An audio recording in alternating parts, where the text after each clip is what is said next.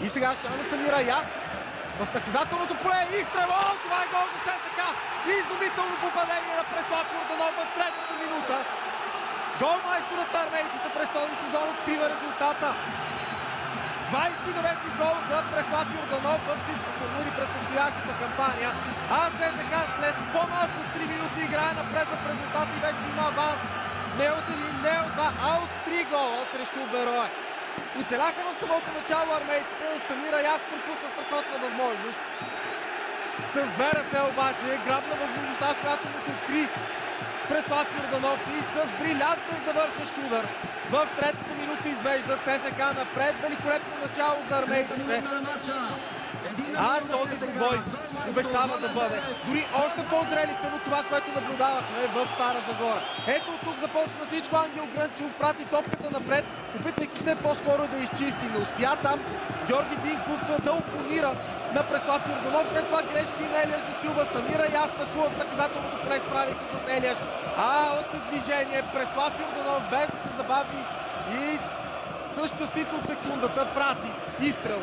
Изчислен до перфектност в незащитения ляв ъгъл зад Илко Пиргов. Още един футболист, който премина през ЦСКА, сега обаче бе огорчен тъкмо от армейците, от намиращия се в страхотна форма Преслав Йорданов. Берое обаче ще трябва да атакува. Тук има засада. Исмаил Иса прати топката в напречната града. Играта обаче е бе спряна още преди този изстрел на Исмаил Иса.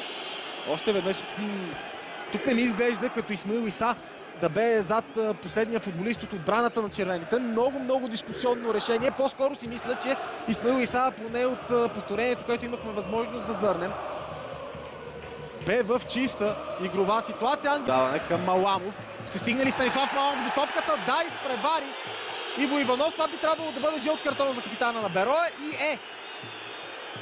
Страхотна скорост демонстрирана от Станислав Маламов. След това много тежък сблъсък между него и Иво Иванов.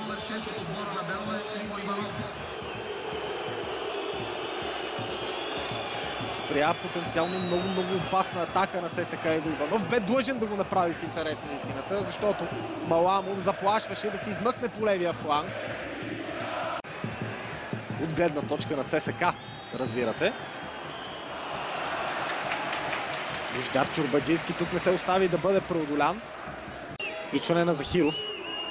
Центриране! О, това бе много опасен момент в наказателното поле на ЦСКА. Анатолий Господинов успя да докосне топката. Тук пред връхлитащи Елиаш Дасилва. Армейците започват да отпадат физически. Тогава обаче те компенсират с невероятно желание и несломим дух. Поне това е, което показват до тук срещу Берое. Маламов срещу Захиров. Вижте колко бърз е Станислав Маламов. Стигна до топката. Това изглежда много интересно, особено ако успее да центрира достатъчно добре. Прави го възможност за Николай Цветков. 2-0 за ЦСКА. Станислав Маламов изработи попадението. Николай Цветков го реализира. Демина хвърля в екстаз домакинските привърженици в 42-та минута. Усмивка по лицето и на финансовия благодетел на армейците Гриша Ганчев. 2-0 за ЦСКА. Това обаче, което доведе до попадението, бе отказа на Станислав Маламов да се предаде по левия фланг. Бе в по-лошата позиция. 41 минута на матча. Вижте още веднъж тук колко изоставаше Станислав Маламов. От Атанас Захиров и успя да го надбяга. Фантастично наистина, остави го далеч зад гърба си. А след това прати топката точно там, където Николай Цветков я искаше. И с изстрел. Веднага след като топката докосна тревата, Николай Цветков я прати за втори път зад гърба на Илко Пиргов, който си партнира с Георги Динков. Нека проследим тази атака на ЦСКА. Възможност за Станислав Маламов. Ударът на Маламов е над вратата. Много сериозна грешка в защитата на Берое. Още веднъж начина, по който Преслав Йорданов върна топката към Станислав Маламов.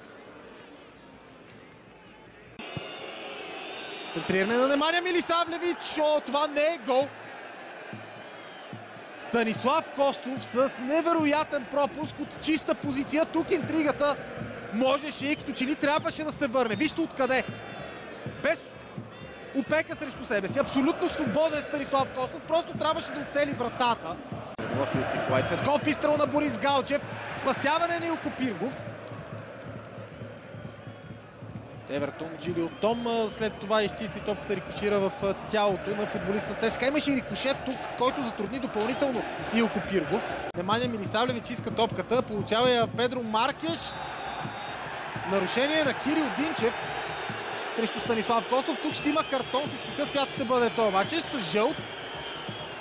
Още едно решение на Ивайло Стоянов, което може да предизвика коментари. Дали Кирил Динчев тук бе последен в отбраната на ЦСКА, дали ако не бе извършил фаула, това бе реална голова възможност за Берое. Мисля си, че да. Ако тук Кирил Динчев не бе направил този фаул. Страхотен пас с пета на Преслав Йорданов към Боби Галчев, който стреля. О, това е града! Вау!